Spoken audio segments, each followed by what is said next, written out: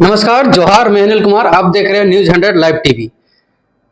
इस वक्त हमारे साथ जुड़े हुए हैं पूर्व शिक्षा मंत्री और खेलकूद विभाग के कला संस्कृति के गीताश्री उरांव। उनसे सीधे जुड़ते हैं और उनसे बातचीत करने की कोशिश करते हैं कि जो लालपुर स्थित जो समाधि स्थल के पास में जो झंडा का विवाद जो चलना झंडा को लेकर हो रही थी, उसी से हम थोड़ी बात करेंगे। हमारे चैनल में आपका स्वागत है। धन्यवाद और सभी को जोहार मेरी तरफ से। अब जैसे कि देख रहे हैं कि वहाँ सरना झंडा को लेकर जो उखाड़ दिया गया, उसी को लेकर विवाद चल रहा है, इस पर आप क्या देखती हैं? देखिए, अब तो विवाद ये जबरदस्ती का ही बनाया गया है। सरना झंडा को जो लेके हुआ, मगर उसके पीछे मतलब यहाँ धार्मिक भावना को भड़काने की कोशिश की गई। और मगर जो मैंने वहाँ जाके जो चीज़ पाया कि ये मूलतः ज़मीन का मामला है। ज़मीन का मामला है। वहाँ पर जो है आपका बिल्डर हैं, वो लोग उसमें मॉल अपार्टमेंट कुछ बनाने का उनका है, योजना है। और हमने देखा कि वहाँ पर वही लोग वो बेदखल करना चाह रहे हैं जो तकरीबन पिछले 3 या 4 पीढ़ी अब वहाँ पर रहते आ रही है, जिनको बसाया गया था। जो जायसवाल परिवार जो हैं, जिनका डिस्टिलरी एक बार वहीं पर जो आपका लालपुर में ही है, इनका पुराना जो बंद हो गया, जैसा कि बताते हैं कि 1980 में बंद हुआ। कब शुरू हुआ था उसका तो विशेष जानकारी नहीं है, मगर वहाँ पर जो ज़मीन के कागजात देखने के लिए, विशेष रूप से नक्शा जो देखने के लिए मिले, 3 तरह के नक्शा, वो सचमुच बहुत चौंकाने वाला था। क्या उसमें 3 तरह का नक्शा देखा हमने।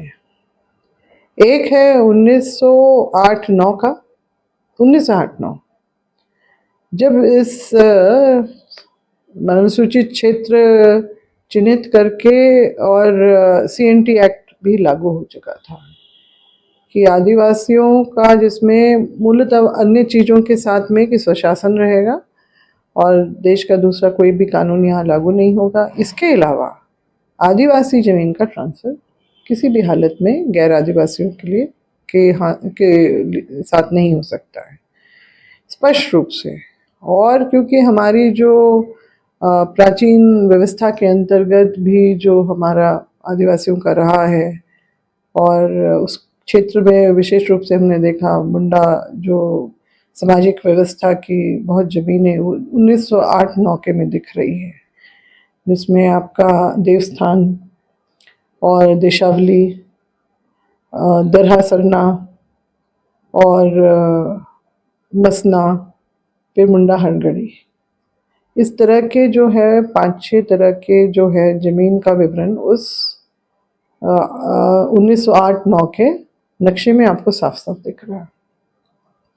अगला नक्शा जो हम देखते हैं वो है रांची म्यूनिसिपैलिटी का 1928-29 का, जिसमें आपका जो जितने भी छोटे छोटे प्लॉट्स या अलग अलग प्लॉट्स, छोटे बड़े जितने भी थे, जो उस नक्शा 8 और 9 के में दिख रहे थे, उनको मर्ज करके एक बड़े बड़े प्लॉट्स बना दिए गए। और वो जितने अगल बगल के थे वो सब उस नक्शा में गायब है। फिर 1932 का देखते हैं तो ये पाते हैं कि आपका रोड के एक तरफ से लेके, जिसमें अब उसमें डिस्टिलरी भी दिख रहा था, म्यूनिसिपैलिटी वाला में डिस्टिलरी दिख रहा है स्पेशली। और उसके बाद फिर जहाँ पर बिरसा मुंडा जी को दफनाया गया था, मेरे ख्याल से वो एक जगह जो है शायद वो अंकित है, उसका तो कोई रिकॉर्ड है नहीं इसमें, मगर वो जो है इतना बड़ा एक जो वाइप आउट कर दिया गया है सारे प्लॉट्स को उस नक्शे से, वो हम लोग देख पाए। फिर 1932 में वही नंबर 1 का प्लॉट बन जाता है रोड के इधर, जहाँ पर डिस्टिलरी वगैरह भी है, लेके आपका उधर कोकर तक जा रहा है, तिरल तक। और फिर ये वाला प्लॉट भी जो है उसी में आके एक प्लॉट 1138 बन जाता है। अभी सोचने वाली बात कि जिसका दावा अभी जायसवाल परिवार कर रहे हैं कि ये सारा ज़मीन हमारा है, तो फिर 1908 में जो CNT एक्ट होने के बावजूद भी ये इतना जो ज़बरदस्त हेर फेर आखिर कैसे हुआ। तो अगर थोड़ा सा पीछे जाते हैं तो उसी समय किसी परिवार से जो है, नाम तो मुझे अभी ठीक से याद नहीं आ रहा, शिव नारायण जायसवाल शायद नाम था उनका। वो जो है रांची म्यूनिसिपैलिटी जो के उसके जो कॉरपोरेशन के चेयरमैन हुआ करते थे, जो मुझे जानकारी मिली, किसी जानकार ने मुझे ये बात बताई।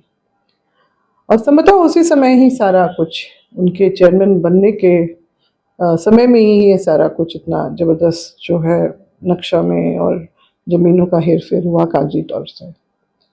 और निश्चित रूप से जब ये कानून लागू है तो डीसी का परमिशन भी जिसका दावा करते हैं मिला है, किन हालातों में मिला है, तो ये बहुत बड़े सवाल जो है उठ खड़े हो रहे हैं। तो यहाँ पर मेन मुद्दा है जमीन का, जिसको इस तरह का धार्मिक रंग दिया गया है। तो उसी जमीन के लेकर ही झंडा को खड़ा किया क्या? जो हम लोग को समझ में आ रहा है, क्योंकि जो लोग इसमें आगे गए वो लोग तो मतलब ठीक है झंडा की बात कर रहे हैं, मगर वो सरना धर्म की बात के उस पे कि सरना झंडा का कैसे अपमान किया इन लोगों ने, ये किया वो किया।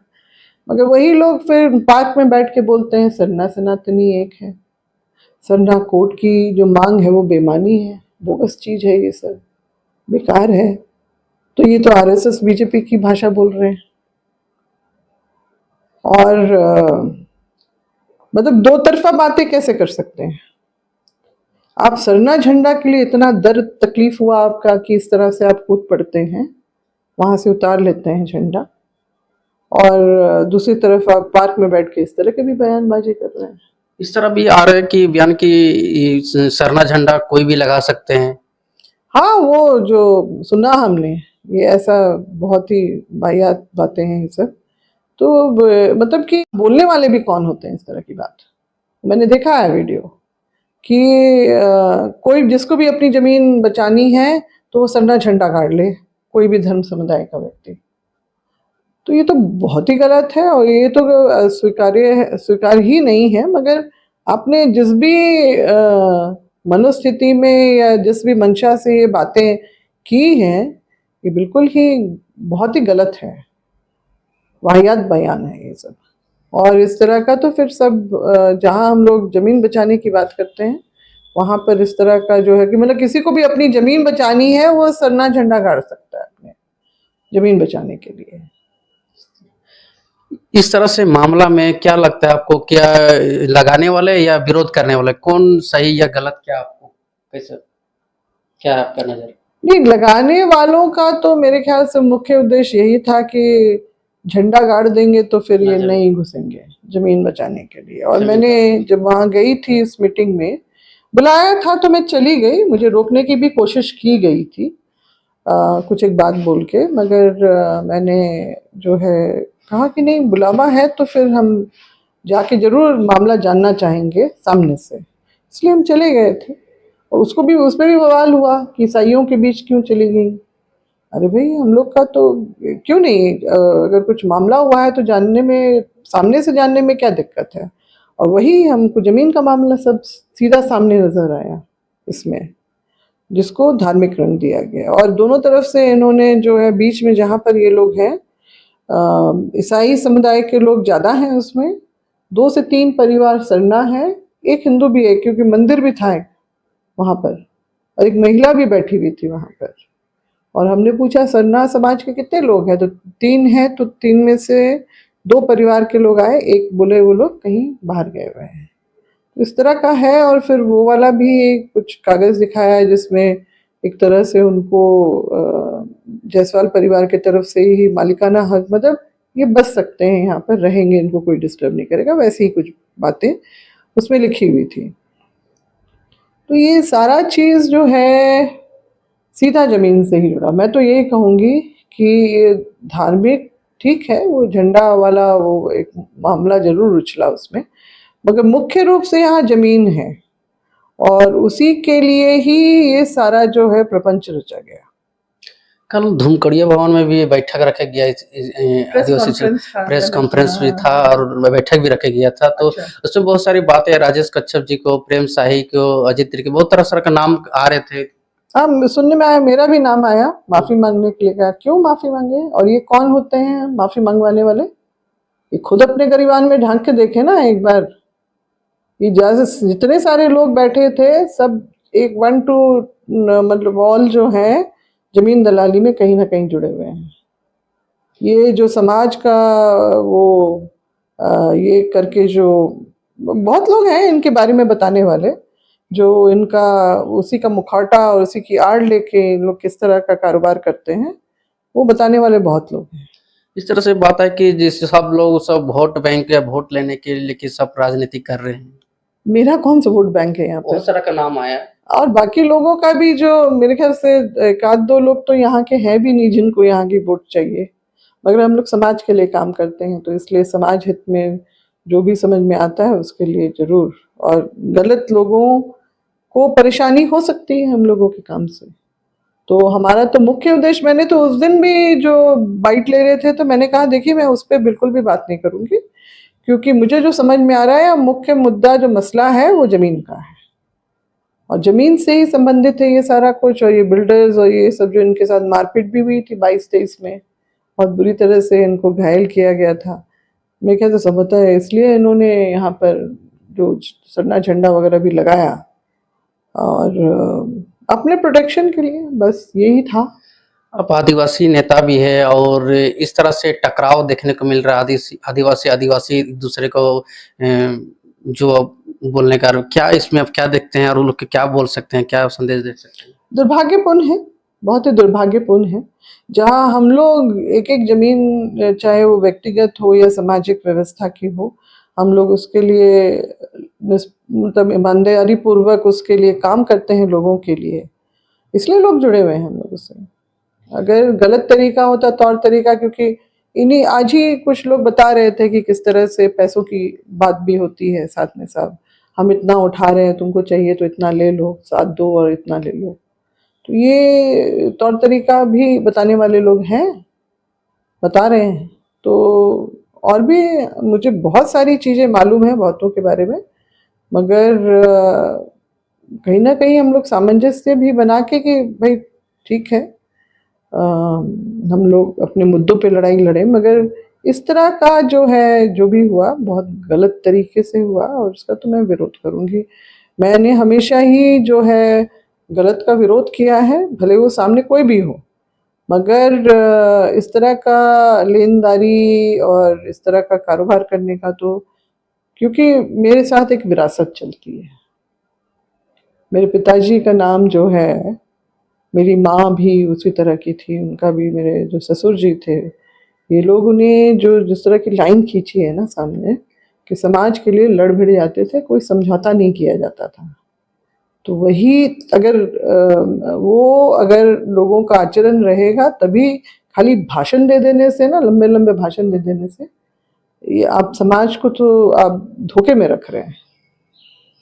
तो अब देख सकते हैं जिस तरह से आप लोग सीरम टॉलिक्स को लेकर, जिस तरह झंडा से जितने विवाद भी होते हैं, इस तरह से आदिवासी आदिवासी एक दूसरे टकराव होते हैं, तो आप अपनी ओर से क्या संदेश देना चाहते हैं आदिवासी भाइयों लोग, बहनों लोग को, कि वो एक तरह से आगे का बना रहे?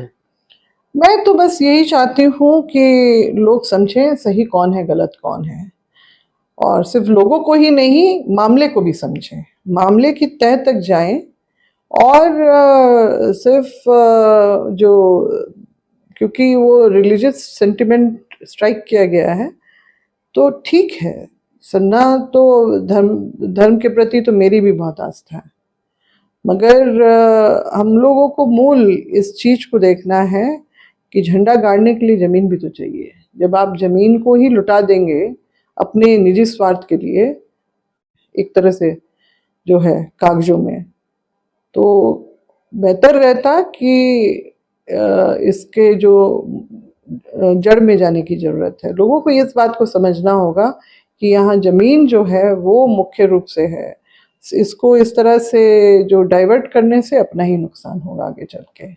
जो हम लंबी लड़ाई लड़ना चाहते हैं इस तरह से अपनी ज़मीन को हासिल करने के लिए, क्योंकि ज़मीन से जुड़ी हुई हमारी विरासत है। और एक समय देश भर में 60 के दशक में जब भूदान आंदोलन चल रहा था विनोबा भावे जी की अगुवाई में, तो मेरे पिताजी ने उसका कड़ा विरोध किया था। और फिर उन्होंने यही कहा था कि जमीन ही आदिवासियत का आधार है, उसकी परंपरा संस्कृति वही बचेगी जब उसकी जमीन बचेगी, और उससे जमीन छीन ली जाएगी तो सारी विरासत हमारी खत्म हो जाएगी। तो उनकी बात को तत्कालीन प्रधानमंत्री ने समझते हुए तत्काल आदिवासियों का भूदान रुकवाया था। और आपका बिहार के जो एकीकृत बिहार में जो आपका विधानसभा विधानमंडल से पारित होके CNT एक्ट में जो 71A जो जुड़ा हुआ है भू वापसी के लिए, उसी का नतीजा था। तो हम लोग तो पिताजी ने तो लगातार, चाहे वो आपकी धार्मिक जमीन हो जैसे कि सिरमटोली का, वो भी एक बार गैर आदिवासियों के हाथ में चला गया था, तो उसको अतिक्रमण मुक्त करके और उसका जो मूल रूप को पुनर्स्थापित करने के लिए ही उन्होंने उसको जो है केंद्रीय सरना स्थल का जो है वो स्थापित किया उस रूप में। और अखिल भारतीय आदिवासी विकास परिषद जो देश का सबसे पुराना और सबसे बड़ा, मैं इसलिए कह रही हूँ कि देश भर में फैला हुआ है ये संगठन, और ये उनकी जो दूरदर्शिता के कारण ही संभव हो पाया कि देश भर के आदिवासियों को एक प्लेटफॉर्म पे लाने का उन्होंने सोच रखा, और आज जुड़े हुए हैं लोग देश भर से। और उनका मेन मकसद था कि ताकि लोग अपनी जो चीज़ों को, अपनी विरासतों को बचा सकें। और इसलिए उन्होंने केंद्र सरना समिति भी, जो इसका उप समिति है, उसका भी गठन किया था, जिसके माध्यम से आपका सर्व शोभा यात्रा के देख रेख में वो सब होता था। शुरुआत उन्होंने और इसीलिए भी की थी कि आदिवासी अपने जो इतिहास को समझे, अपने जो धरोहर को समझे, जो पढ़ा व्यवस्था है उसको समझे, उस पर गर्व करे और अपनी उपस्थिति दर्ज करवाए मेन रोड जैसी जगह पे। तभी उन्होंने जो बेड़ो, नामकुम और आपका कांके से वहाँ पर जो असेंबल होते थे, और फिर वहाँ से हातमा में, जो वो भी एक बहुत ही ऐतिहासिक और मान्यता वाली जगह है, सरना स्थल है, वहाँ से फिर पैदल चल के उन्होंने शुरुआत की थी, जो आपका सिरमटोली तक पहुँचा था।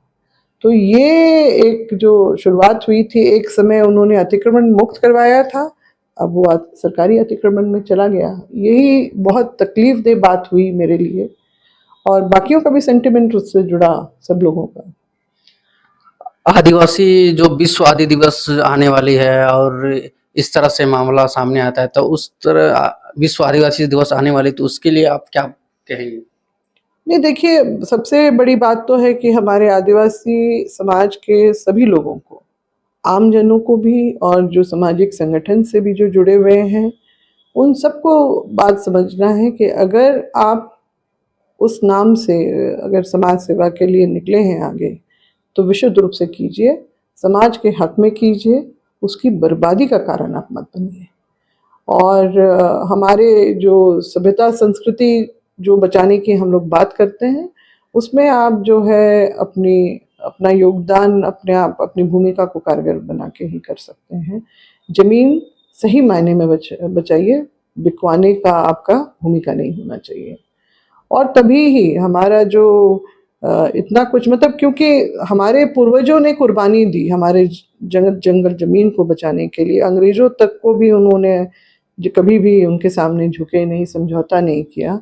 और अंग्रेजों ने भी इस बात को समझते हुए जो है 3 बड़े कानून जमीन सुरक्षा संबंधी जो है, SPT, आपका विल्किंसन रूल कोल्हान में, और यहाँ पर CNT एक्ट बना, और अनुसूचित क्षेत्र भी आज़ादी से पहले ही चिन्हित कर लिए गए थे।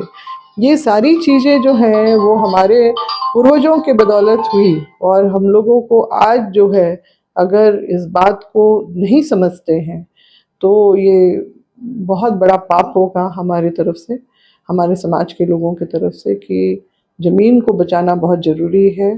धर्म अपने आप बच जाएगा, हमारी सभ्यता संस्कृति अपने आप बच जाएगी। तो इसलिए झंडा या उतारना है या गाड़ना है, ये मेन मुद्दा नहीं है। मेन मुद्दा है ज़मीन को बचाना, ये है मेरा कहना। और हमारे अपने बहुत सारे ऐसे ज्वलंत मुद्दे हैं जिस पे हम लोगों को फोकस करना चाहिए। अभी देखिए, इसी चीज़ को लेके हफ्ता 10 दिन से यही सब चल रहा है। अपना एनर्जी आप सही जगह पे लगाएं और सही तरीके से आगे बढ़े। अभी इतना बड़ा दिन हम लोग का सामने आने वाला है, अधिकार दिवस है, विश्व आदिवासी दिवस यानी हमारा अधिकार दिवस, जिसको आपको प्रचार प्रसार करने में लगना चाहिए। मगर आप किस तरफ पे जा रहे हैं, एक ऐसी चीज पे जिससे सिर्फ और सिर्फ माहौल खराब हो रहा है। तो फोकस होना चाहिए कि अपने ज्वलंत मुद्दों को हम लोग किस तरह से जो है सामने रखें, ताकि सरकारें, चाहे वो राज्य सरकार हो या केंद्र सरकार हो, वो जो है हमारी बातों को सोचे समझे और ना कि गलत प्रचार प्रसार। जैसे कि ये बातें भी आ रही थी कि कांग्रेस पार्टी ने जो है 1961 में जो है कोर्ट कॉलम आदिवासियों को हटा दिया। पता नहीं कौन सा गूगल या व्हाट्सएप यूनिवर्सिटी से पढ़ा है ये लोग 1961 की बात हो रही है, 2020 में हटाया गया, वो दिखाई नहीं दे रहा है ऐसे लोगों को। तो ये किस तरह से, और सरना सनातनी एक है ये भी बोलते हैं, जबकि सरना सनातनी एक है, आदिवासी हिंदू ही तो है, तो अलग से कॉलम कोर्ट क्यों कहते कहते ये आपका 2020 में से पहले जो प्रस्तावित जनगणना के कार्य से पहले पहले ये ही हटा है। ये अभी हाल की बात है, और वो ना करके गलत प्रचार, झूठा प्रचार प्रसार करना, ये समाज को दिग्भ्रमित करने का है। ये तो गूगल सर्च कीजिए ना, आपको दिख जाएगा। मेरे पास आए ना, मेरे पास कागजात हैं रजिस्ट्रार जनरल ऑफ इंडिया के वहाँ दफ्तर से निकाला हुआ, जिसमें से 1961-51 में ट्राइबल था और 61 में जो है ट्राइबल रिलीजन एंड अदर परसुएशंस, यानी कि आदिवासी धर्म एवं अन्य मान्यताएं। अब यहाँ एक बात मैं और स्पष्ट करना चाहूंगी, ये इस तरह का इसलिए हुआ क्योंकि आदिवासी जो हैं उनके विभिन्न समुदाय हैं। जैसे हमारे प्रमुख तो हैं ही, जैसे गोंड, भील, उरांव, संताली, मुंडा, इसी तरह से खड़िया और भी बहुत लोग हैं। तो जो आज ऑन रिकॉर्ड आप 730 है, उस समय 400 कुछ लगभग इस तरह का कुछ आया था आंकड़ा। तो जैसे देश भर के हिंदू, मुस्लिम, सिख, ईसाई, बौद्ध, जैन के लोगों के लिए कॉलम कोड था, देश भर के लिए, जबकि सबके 2 चर्च हैं, 2 आपका मुस्लिम का भी 2 सेक्ट है और 2 आपका बुद्धिज्म में भी है, आपका जैनिज्म में भी है, आपका सिख में भी है, आपका हिंदू में तो बहुत सारी शाखाएं हैं, देवी देवता इतने हैं, तो सभी अपने अपने देवी देवता के नाम से भी मांग लें, या अपने अपने अलग अलग पंथ, 24 पंथ बोलते हैं तो 24 पंथ के नाम से ही मांगे। देना संभव है क्या? नहीं। तो यही बात जो है, इसीलिए एक ही कॉलम कोड में सब, इसीलिए तो साधारण सी बात है, ये इस चीज को ये लोग मतलब जानबूझ के उस चीज को जो नहीं बोलते हैं और झूठी बातों को फैला रहे हैं। 2011 में जो लास्ट सेंसस हुआ था, उसमें आदिवासी धर्म एवं अन्य मान्यताओं के अंदर, जिसको हम अदर्स के रूप में भी कॉलम कोड में देखते आए, उसमें ही उस साल के जो सेंसस में आदिवासियों का 50 लाख का, सन्ना आदिवासियों का 50 लाख का आंकड़ा बना था, वो कैसे बना था? 8.4 जो है ये परसेंट निकला था 10 करोड़ 40 लाख का। तो ये सब क्या है, वो सब की जानकारी तो देंगे नहीं ये धुरंधर लोग। मेरे पास आए ना, मेरे पास आए, आप कभी फुर्सत में आए तो हम आपको फाइल दिखाएंगे, आप देखिए, उसको देखिए क्या है क्या नहीं है। और इस तरह की झूठी जो बातें फैलाना, ये सिर्फ और सिर्फ आरएसएस और बीजेपी का एजेंडा है, क्योंकि पिछले साल जो इनको मात खानी पड़ी ना चुनाव में, तो उसी का अभी प्रोपेगेंडा करने के लिए आगे किया गया है निशा भगत को। तो ज़्यादा लंबी वीडियो नहीं है, तो आप सारी बात सुन ही लेंगे, तो अभी के लिए इतना ही। मैं Anil Kumar, news 100 live TV, Ranchi.